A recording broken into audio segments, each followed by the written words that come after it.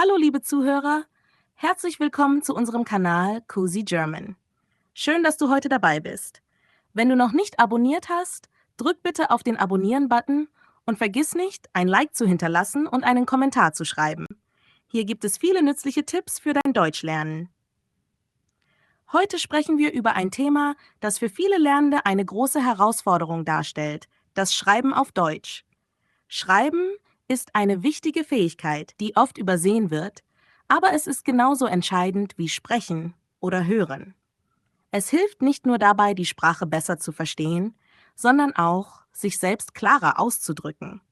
Wenn du regelmäßig schreibst, wirst du dein Vokabular erweitern, deine Grammatik verbessern und dein allgemeines Sprachverständnis vertiefen. Aber viele von uns haben beim Schreiben Probleme. Vielleicht fällt es dir schwer, die richtigen Wörter zu finden, oder du machst immer wieder dieselben Fehler. Im ersten Teil dieses Podcasts werden wir die häufigsten Probleme beim Schreiben behandeln. Viele Deutschlernende kämpfen mit denselben Herausforderungen, wenn es um das Schreiben geht.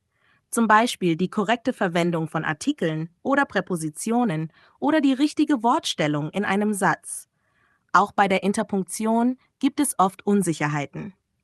Ein weiteres häufiges Problem ist, dass die Sätze zu kompliziert und schwer verständlich sind. Du möchtest sicher, dass deine Texte klar und einfach zu lesen sind. Das Ziel ist es, deine Gedanken in einer strukturierten und verständlichen Weise zu Papier zu bringen. Wenn du dich in einer dieser Herausforderungen wiedererkennst, keine Sorge. Alle diese Probleme sind normal und gehören zum Lernprozess dazu. Es gibt aber viele Techniken und Strategien, die dir helfen können, deine Schreibfähigkeiten zu verbessern. Ein häufiger Fehler ist es, zu viel auf einmal zu wollen. Es ist leicht, sich überfordert zu fühlen, wenn man versucht, alles gleichzeitig zu lernen: Grammatik, Wortschatz, Satzstruktur.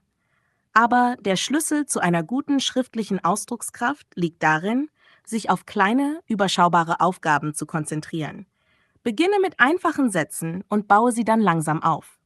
Schreib zuerst kurze Texte, zum Beispiel E-Mails oder kurze Notizen, und arbeite dich dann zu längeren Texten wie Aufsätzen oder Berichten vor. Indem du deine Ziele in kleine Schritte unterteilst, kannst du dich besser auf deine Fortschritte konzentrieren und bleibst motiviert.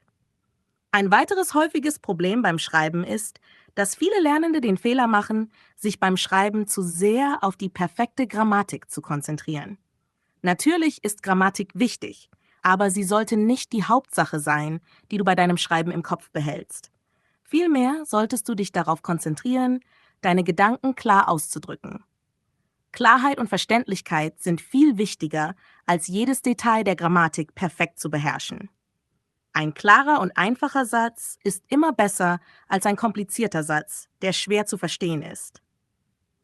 Nun kommen wir zu den Techniken, die dir beim Schreiben helfen können. Wenn du in der Lage bist, deine Fehler zu erkennen und zu verstehen, wo du Probleme hast, kannst du gezielt daran arbeiten, deine Schreibfähigkeiten zu verbessern. Eine Technik, die dir dabei helfen kann, ist das freie Schreiben. Das bedeutet, dass du ohne viel nachzudenken einfach drauf losschreibst. Schreibe jeden Tag für 5 bis 10 Minuten, ohne dich um Grammatik oder Rechtschreibung zu kümmern. Wichtig ist nur, dass du deine Gedanken in Worte fasst. Diese Übung hilft dir, deine Schreibblockade zu überwinden und deine Gedanken flüssiger zu Papier zu bringen. Nach dem freien Schreiben kannst du dann die Fehler korrigieren und dich auf die Grammatik konzentrieren.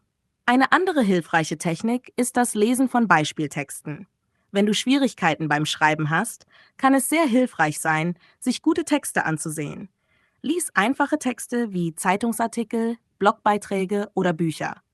Achte dabei auf die Satzstruktur, auf den Wortschatz und auf die Art und Weise, wie die Autoren ihre Gedanken organisieren. Wenn du diese Texte analysierst, wirst du viele nützliche Strukturen und Redewendungen entdecken, die du selbst in deinen eigenen Texten verwenden kannst. Beim Schreiben ist es auch wichtig, eine klare Struktur zu haben. Überlege dir immer, was du sagen möchtest, bevor du mit dem Schreiben beginnst. Eine gute Struktur hilft dir, deinen Text verständlicher zu machen. Ein einfacher Aufbau besteht aus einer Einleitung, einem Hauptteil und einem Schluss.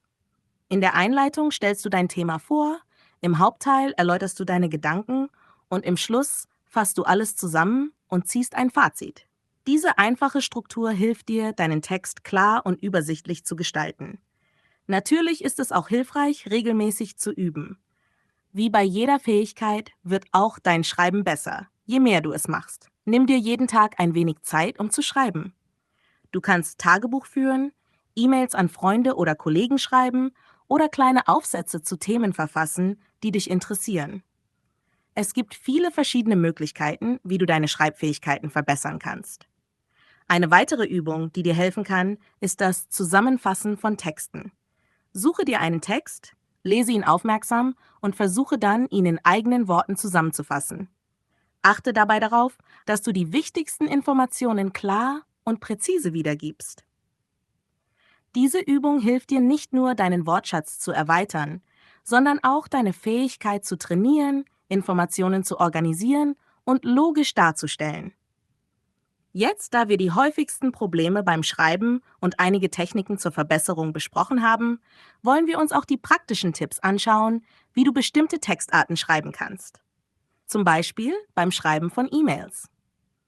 Eine E-Mail auf Deutsch zu schreiben, ist eine gute Möglichkeit, deine schriftlichen Fähigkeiten zu üben. Du solltest dabei auf eine klare Struktur achten. Beginne mit einer Begrüßung, fahre dann mit dem Hauptinhalt fort und schließe mit einer höflichen Verabschiedung ab. Vergiss nicht, dass du bei formellen E-Mails die richtigen Anredeformen und höfliche Ausdrücke verwenden solltest. Die nächste Art von Text, die du üben kannst, ist das Schreiben von kurzen Aufsätzen. Ein Aufsatz besteht aus einer Einleitung, in der du das Thema vorstellst, einem Hauptteil, in dem du deine Argumente oder Ideen erläuterst, und einem Schluss, in dem du dein Thema zusammenfasst. Wenn du beim Schreiben von Aufsätzen Schwierigkeiten hast, versuche deine Ideen zuerst in Stichpunkten zu notieren und sie dann nach und nach zu erweitern.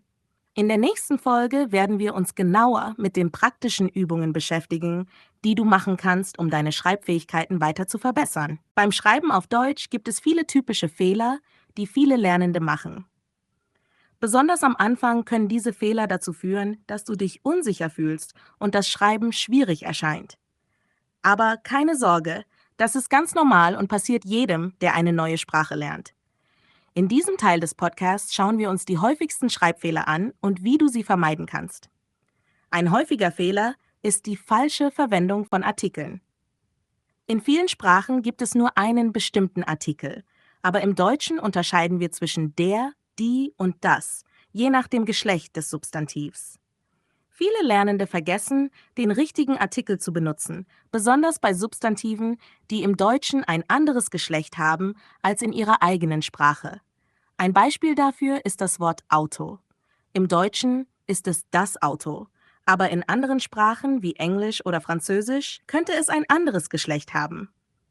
Achte also immer darauf, den richtigen Artikel zu lernen, wenn du neue Substantive lernst. Ein weiterer häufiger Fehler betrifft die Wortstellung im Satz. Im Deutschen ist die Wortstellung oft anders als in vielen anderen Sprachen. Besonders beim Setzen von Verben gibt es einige Regeln, die du beachten musst. Zum Beispiel kommt im Hauptsatz das Verb immer an die zweite Stelle. In einem Nebensatz steht das Verb jedoch am Ende des Satzes. Ein Fehler, den viele machen, ist, das Verb nicht an die richtige Stelle zu setzen. Ein Beispiel: Ich gehe morgen ins Kino. Hier steht das Verb gehe an zweiter Stelle. In einem Nebensatz könnte es so aussehen: Ich sage dir, dass ich morgen ins Kino gehe. Hier steht das Verb gehe am Ende des Satzes. Achte darauf, diese Struktur zu üben, da sie ein wichtiger Bestandteil der deutschen Grammatik ist. Auch bei der Verwendung von Präpositionen gibt es häufige Fehler. Präpositionen sind kleine Wörter, die oft schwer zu übersetzen sind, weil sie in jeder Sprache anders verwendet werden. Zum Beispiel sagen wir im Deutschen in der Stadt oder auf dem Tisch, aber in anderen Sprachen könnte es eine andere Präposition sein.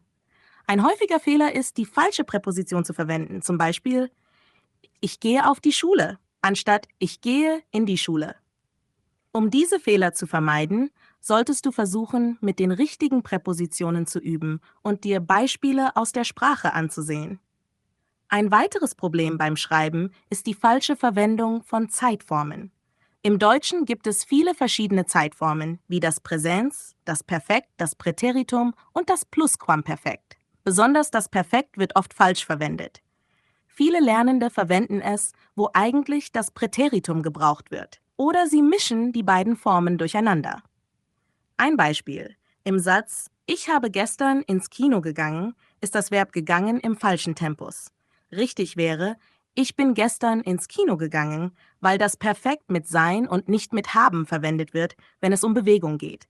Um solche Fehler zu vermeiden, solltest du die Zeitformen üben und genau wissen, wann du welches Tempus verwenden musst. Neben den grammatikalischen Fehlern gibt es auch häufige Probleme bei der Rechtschreibung.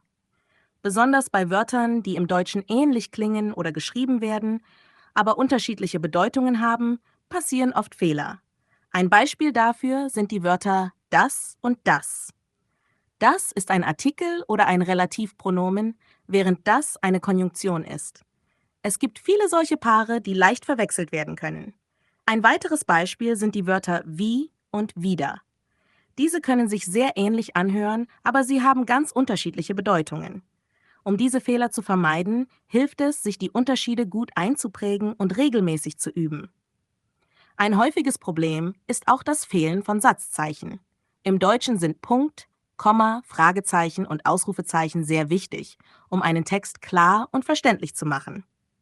Viele Lernende vergessen, Sätze richtig zu trennen oder setzen zu viele Kommata. Zum Beispiel im Satz „Ich gehe ins Kino und kaufe Popcorn“ fehlt kein Komma, aber in einem Satz wie „Ich gehe ins Kino und kaufe Popcorn“ ist es notwendig, weil es zwei Teilsätze sind. Achte darauf, die Satzzeichen richtig zu setzen, da sie den Text strukturieren und verständlicher machen. Und schließlich gibt es noch das Problem, zu lange und komplizierte Sätze zu schreiben. Besonders Anfänger neigen dazu, Sätze zu verschachteln, was es schwer macht, den Text zu verstehen. Es ist besser, kürzere Sätze zu verwenden und auf eine klare Struktur zu achten. Ein einfacher Satz ist oft viel effektiver als ein zu komplexer Satz, der schwer zu verstehen ist. Zum Beispiel: Ich bin ins Kino gegangen und habe einen Film gesehen, der sehr spannend war, und danach habe ich etwas gegessen. Kann man kürzer und verständlicher formulieren als: Ich bin ins Kino gegangen, einen Film gesehen, der sehr spannend war, und danach etwas gegessen. All diese Fehler sind normal und passieren jedem, der eine neue Sprache lernt. Der Schlüssel ist, diese Fehler zu erkennen und zu üben, um sie zu vermeiden. Im nächsten Teil dieses Podcasts werden wir uns einige Techniken und Strategien ansehen, die dir helfen können, diese Fehler zu überwinden und deine Schreibfähigkeiten zu verbessern. Um das Schreiben auf Deutsch zu verbessern, gibt es einige Techniken, die dir helfen können, Texte klarer, einfacher und grammatikalisch korrekter zu schreiben. Diese Techniken sind besonders hilfreich, wenn du Schwierigkeiten beim Schreiben hast oder wenn du deine Schreibfähigkeiten auf das nächste Level bringen möchtest. Lass uns also einige dieser Techniken genauer ansehen. Erst, verwende einfache und kurze Sätze. Ein häufiger Fehler beim Schreiben ist, dass man versucht, lange und komplexe Sätze zu bilden. Dies kann dazu führen, dass der Text schwer zu verstehen ist. Um dies zu vermeiden, solltest du versuchen, kürzere und einfachere Sätze zu verwenden. Ein einfacher Satz besteht normalerweise aus einem Subjekt und einem Verb und ist leichter zu verstehen. Zum Beispiel: Komplexer Satz: Ich habe beschlossen, dass ich am Wochenende nach München fahren werde, um dort meine Freunde zu besuchen, weil ich sie schon lange nicht mehr gesehen habe. Einfacher Satz: Ich fahre am Wochenende nach München. Ich werde meine Freunde dort besuchen, weil ich sie vermisse. Durch das Aufteilen von langen Sätzen kannst du den Text klarer und verständlicher machen. 2. Vermeide unnötige Wiederholungen. Ein weiterer Tipp, um das Schreiben zu verbessern, ist, unnötige Wiederholungen zu vermeiden. Oft neigen wir dazu, Wörter oder Phrasen zu wiederholen, die eigentlich nicht notwendig sind. Dies macht den Text unnötig lang und weniger präzise. Versuche, Synonyme zu verwenden oder die Wiederholungen ganz zu vermeiden. Zum Beispiel: Wiederholung: Ich gehe heute ins Kino. Im Kino sehe ich einen Film. Besser: Ich gehe heute ins Kino, um einen Film zu sehen. Indem du Wiederholungen vermeidest, machst du den Text flüssiger und interessanter zu lesen. Achte auf klare Struktur und Absätze. Um das Schreiben zu verbessern, ist es wichtig, eine klare Struktur zu haben. Ein gut strukturierter Text ist leichter zu verstehen. Teile deinen Text in Absätze, die jeweils ein zentrales Thema behandeln. Jeder Absatz sollte mit einem klaren Satz beginnen und eine Hauptidee darstellen. Wenn du zum Beispiel über ein bestimmtes Thema schreibst, wie deine Lieblingsstadt, könnte der Text in Absätze unterteilt werden wie Einleitung zum B, warum du diese Stadt magst. Beschreibung der Stadt, was du dort siehst und machst, deine persönliche Erfahrung, was du dort erlebt hast. Diese Struktur hilft dir, deinen Text zu organisieren und zu verhindern, dass er chaotisch wirkt. 4. Vermeide komplizierte Wörter und Fachbegriffe. Wenn du Deutsch lernst, ist es verlockend, schwierige Wörter oder Fachbegriffe zu verwenden, um deinen Wortschatz zu zeigen. Doch oft können diese Wörter den Text unnötig kompliziert machen. Versuche, einfache und prägnante Wörter zu verwenden, die jeder verstehen kann. Es ist besser, klare und einfache Sprache zu verwenden, als komplexe Wörter, die den Leser verwirren könnten. Zum Beispiel kompliziert. Ich habe beschlossen, einen Ausflug in die Stadt zu machen, um die städtische Infrastruktur und das urbane Leben zu erleben. Einfach. Ich habe beschlossen, die Stadt zu besuchen, um das Leben dort zu erleben. Das Verwenden von einfacheren Wörtern macht deinen Text nicht nur verständlicher, sondern auch zugänglicher für ein breiteres Publikum. 5. Übe die Verwendung von Synonymen. Ein weiterer Tipp ist die Verwendung von Synonymen, um den Text abwechslungsreicher zu gestalten. Anstatt ständig dasselbe Wort zu wiederholen, kannst du Synonyme verwenden, um den Text interessanter zu machen. Zum Beispiel, ich bin müde, ich bin erschöpft, es war schön, es war wunderbar. Das Verwenden von Synonymen verbessert nicht nur die Qualität deines Schreibens, sondern es zeigt auch, dass du einen reichen Wortschatz hast. 6. Verwende aktive statt passive Sätze. Aktive Sätze sind oft klarer und direkter als passive Sätze. In einem aktiven Satz steht das Subjekt vor dem Verb und handelt die Aktion aus. In einem passiven Satz wird die Aktion auf das Subjekt angewendet. Passivkonstruktionen können den Text oft schwerer zu verstehen machen, besonders wenn sie übermäßig verwendet werden. Zum Beispiel passiv, der Bericht wurde gestern von mir geschrieben. Aktiv, ich habe den Bericht gestern geschrieben. Aktive Sätze machen den Text lebendiger und leichter zu verstehen. Setze konkrete Beispiele. Wenn du etwas erklärst oder beschreibst, ist es oft hilfreich, konkrete Beispiele zu geben. Dies macht deinen Text anschaulicher und verständlicher. Wenn du zum Beispiel über eine Stadt schreibst, kannst du spezifische Orte oder Ereignisse erwähnen, um deine Ideen zu untermauern. Berlin ist eine großartige Stadt.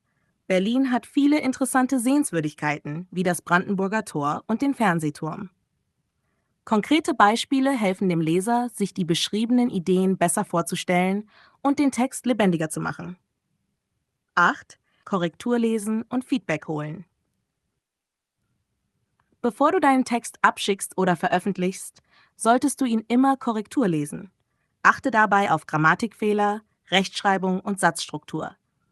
Es ist auch hilfreich, jemand anderen deinen Text lesen zu lassen, um Feedback zu erhalten. Manchmal ist es schwierig, die eigenen Fehler zu erkennen, besonders wenn man schon länger an einem Text gearbeitet hat. Ein frischer Blick auf den Text kann dir helfen, Schwächen zu finden und zu korrigieren.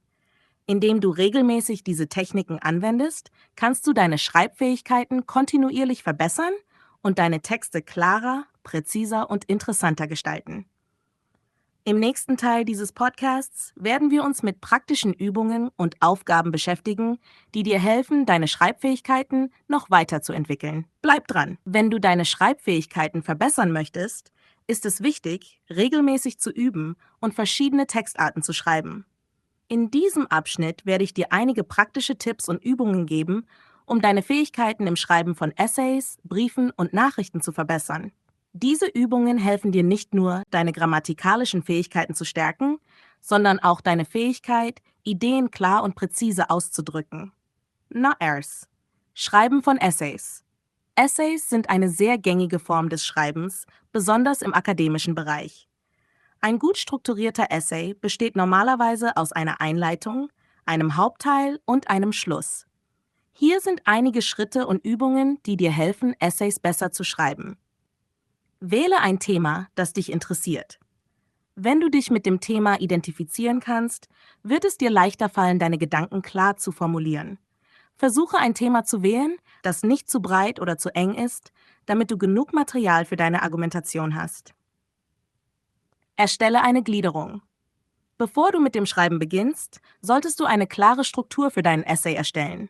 Überlege dir, welche Hauptpunkte du ansprechen möchtest und in welcher Reihenfolge du sie darstellen willst. Dies hilft dir, deine Argumente logisch und schlüssig zu präsentieren. Schreibe klare und prägnante Sätze. Beim Schreiben von Essays ist es wichtig, dass deine Argumente deutlich und einfach zu verstehen sind. Vermeide es, zu viele komplexe Sätze zu verwenden. Konzentriere dich darauf, deine Hauptpunkte klar und direkt zu formulieren. Verwende Beispiele. Ein guter Essay sollte immer mit konkreten Beispielen untermauert werden. Dies hilft nicht nur, deine Argumente zu stützen, sondern macht deinen Text auch interessanter und anschaulicher.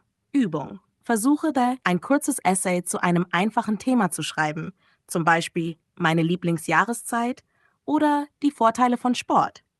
Beginne mit einer Einleitung, schreibe dann 3 bis 4 Absätze mit deinen Hauptpunkten und schließe mit einer Zusammenfassung ab. 2. Schreiben von Briefen. Das Schreiben von Briefen, sei es formell oder informell, ist eine weitere wichtige Fähigkeit. In einem formellen Brief, wie zum Beispiel einer Bewerbung oder einer Beschwerde, ist es wichtig, höflich und professionell zu sein. In einem informellen Brief, wie einem Brief an einen Freund, kannst du persönlicher und lockerer sein. Formelle Briefe. Beginne einen formellen Brief immer mit einer höflichen Anrede, wie sehr geehrter Herr Frau. Achte darauf, klar und präzise zu sein und vermeide unnötige Informationen. Am Ende des Briefes solltest du mit einer höflichen Schlussformel wie mit freundlichen Grüßen abschließen. Informelle Briefe. In einem informellen Brief kannst du eine freundlichere und lockerere Sprache verwenden. Beginne mit Lieber Liebe und schließe den Brief mit viele Grüße oder alles Liebe ab. Versuche, den Leser mit persönlichen Informationen und Geschichten anzusprechen, aber achte darauf, dass du nicht zu viel abschweifst. Übung. Schreibe einen Brief an einen Freund, in dem du ihm von einem besonderen Erlebnis erzählst. Achte darauf, dass du die richtige Anrede verwendest und deine Gedanken klar strukturierst. Denke daran, auch auf den Ton des Briefes zu achten, sei es formell oder informell. 3. Schreiben von Nachrichten. Das Schreiben von kurzen Nachrichten, wie sie in sozialen Netzwerken oder per E-Mail verschickt werden, ist eine weitere häufige Schreibform. Hier ist es wichtig, schnell und direkt zum Punkt zu kommen. Eine gute Nachricht sollte immer höflich, aber auch präzise und klar sein. Sei direkt, aber höflich. In einer Nachricht möchtest du nicht lange um den heißen Brei reden. Komm schnell zum Punkt, ohne jedoch unhöflich zu wirken. Verwende klare und einfache Sätze. Verwende eine freundliche Sprache. Auch wenn die Nachricht kurz ist, sollte sie immer freundlich und respektvoll sein. Ein freundlicher Ton schafft eine positive Atmosphäre, auch in kurzen Nachrichten. Vermeide Missverständnisse. Besonders in schriftlichen Nachrichten können Worte leicht missverstanden werden, da der Ton nicht immer eindeutig ist. Achte darauf, dass du deine Nachricht so formulierst, dass der Leser genau weiß, was du meinst. Übung: Schreibe eine Nachricht an einen Kollegen, in der du um Informationen zu einem bestimmten Thema bittest. Achte darauf, höflich und direkt zu sein und die Nachricht klar und präzise zu formulieren. 4. Regelmäßige Übungen zur Verbesserung des Schreibens. Neben den spezifischen Textarten gibt es einige Übungen, die dir helfen können, allgemein deine Schreibfähigkeiten zu verbessern. Tägliches Schreiben. Versuche jeden Tag ein paar Sätze oder Absätze zu schreiben. Du kannst über dein tägliches Leben schreiben, ein bestimmtes Thema recherchieren oder deine Gedanken zu einem bestimmten Thema festhalten. Je mehr du schreibst, desto besser wirst du. Schreibe ein Tagebuch. Das Führen eines Tagebuchs ist eine großartige Möglichkeit, das tägliche Schreiben zu üben. Du kannst über deine Gedanken, Erfahrungen oder Pläne schreiben. Dies hilft nicht nur, deinen Wortschatz zu erweitern, sondern auch, deine Schreibgewohnheiten zu verbessern. Nutze Schreibaufgaben und Übungen. Es gibt viele Online-Ressourcen und Übungsbücher, die dir beim Schreiben helfen können. Diese Aufgaben sind oft themenspezifisch und können dir helfen, verschiedene Schreibstile und Techniken zu üben. Indem du regelmäßig übst und dich mit verschiedenen Textarten beschäftigst, kannst du deine Schreibfähigkeiten kontinuierlich verbessern und deine Texte klarer, präziser und interessanter gestalten. Schreibe mit Absicht und konzentriere dich darauf, deine Schreibgewohnheiten zu entwickeln und zu verbessern. Um die Fähigkeiten im Schreiben weiter zu verbessern, ist es wichtig, regelmäßig zu üben und konsequent an den eigenen Schwächen zu arbeiten. Ein großer Teil des Lernprozesses besteht darin, Geduld mit sich selbst zu haben und zu erkennen, dass Fortschritte nicht immer sofort sichtbar sind. Aber durch regelmäßige Übung wirst du mit der Zeit sicherer und kreativer im Schreiben. Es gibt viele Möglichkeiten, wie du dein Schreibtraining effektiv gestalten kannst. Zunächst einmal ist es sinnvoll, sich tägliche oder wöchentliche Schreibziele zu setzen. Wenn du täglich ein paar Minuten schreibst, kannst du nicht nur deinen Wortschatz erweitern, sondern auch deine Fähigkeit, schnell und klar zu formulieren, verbessern. Du kannst mit kurzen Texten wie Tagebucheinträgen oder täglichen Reflexionen beginnen. Diese Übungen helfen dir nicht nur regelmäßig zu schreiben, sondern auch deinen Stil zu entwickeln und ein Gefühl für die Sprache zu bekommen. Eine weitere effektive Methode, um dein Schreiben zu verbessern, ist das Wiederholen und Überarbeiten deiner Texte. Nachdem du einen Text geschrieben hast, ist es wichtig, ihn noch einmal durchzulesen und zu schauen, ob es Stellen gibt, die du verbessern kannst. Vielleicht findest du eine Möglichkeit, einen Satz klarer oder präziser zu formulieren oder grammatische Fehler zu korrigieren. Wiederholtes Überarbeiten hilft nicht nur, Fehler zu erkennen, sondern auch, die eigene Schreibtechnik zu verfeinern. Es ist auch hilfreich, Texte von anderen zu lesen. Das Lesen von guten, gut strukturierten Texten zeigt dir, wie du bestimmte Themen und Ideen klarer und überzeugender ausdrücken kannst. Achte dabei auf den Satzbau, die Wortwahl und wie die Argumente aufgebaut sind. Durch das Lesen von Texten anderer wirst du eine bessere Vorstellung davon bekommen, wie du deine eigenen Texte strukturieren kannst. Natürlich ist es auch wichtig, sich nicht nur auf das Schreiben von Texten zu konzentrieren, sondern auch auf das Erlernen der verschiedenen Textarten. Das Schreiben von Essays, Briefen, E-Mails und anderen Formen des schriftlichen Ausdrucks erfordert unterschiedliche Techniken. Du kannst zum Beispiel in deinem täglichen Üben eine Mischung aus verschiedenen Textarten ausprobieren, um ein breiteres Spektrum an Fähigkeiten zu entwickeln. Wenn du beispielsweise eine E-Mail an einen Freund oder Kollegen schreibst, achte darauf, den richtigen Ton zu treffen. In einem formellen Brief ist es wichtig, höflich und professionell zu bleiben, während du in einem informellen Brief lockerer schreiben kannst. Die Anpassung deines Stils an die jeweilige Textart hilft dir, dich an verschiedene Kommunikationsformen zu gewöhnen und deinen Schreibstil zu diversifizieren.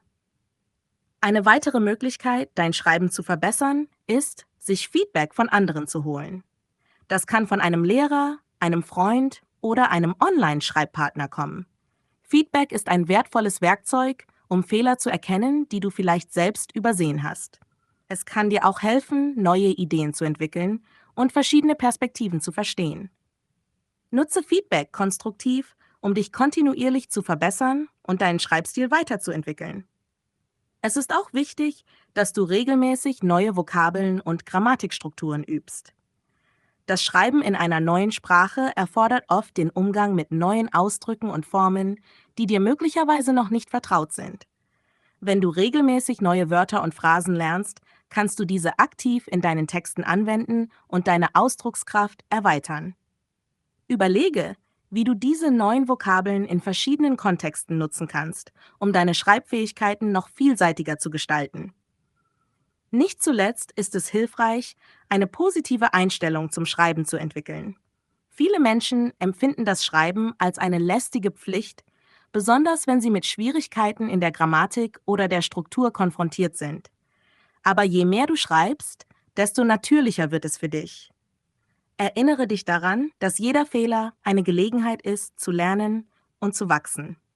Sei geduldig mit dir selbst und erkenne die Fortschritte, die du machst. Schreibe regelmäßig, überarbeite deine Texte, lese viel und hole dir Feedback.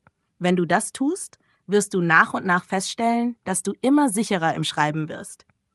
Zusammenfassend lässt sich sagen, dass regelmäßiges Üben und das Umsetzen der Tipps und Techniken, die wir besprochen haben, der Schlüssel zu einer besseren Schreibfähigkeit ist. Schreibe täglich, korrigiere deine Texte, lies viel und suche aktiv nach Gelegenheiten, dein Schreiben zu verbessern. Mit der Zeit wirst du feststellen, dass du nicht nur dein schriftliches Ausdrucksvermögen verbesserst, sondern auch mehr Selbstvertrauen im Umgang mit der Sprache gewinnst.